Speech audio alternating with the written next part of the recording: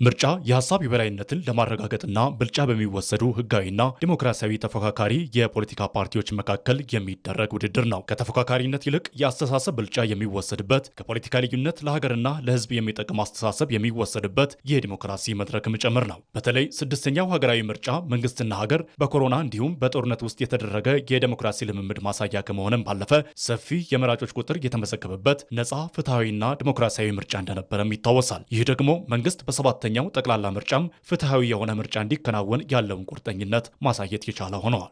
የዘንድሮ ምርጫ ሰላማዊ፣ ፍትሃዊ፣ አካታች ባለፈው ካየነው ምርጫ በሁሉም መስፈርት የተሻለ እንዲሆን አበክረን ነው ይሰራል።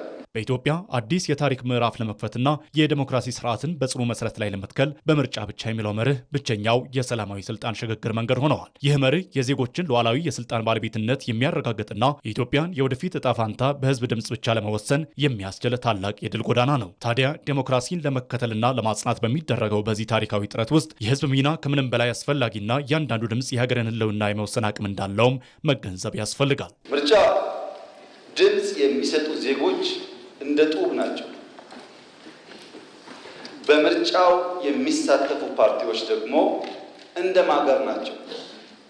በሚሊየን ጡቦች ከ50 በሚልቁ ማገሮች የሚሰራ ቤት ነው የሚሆነው።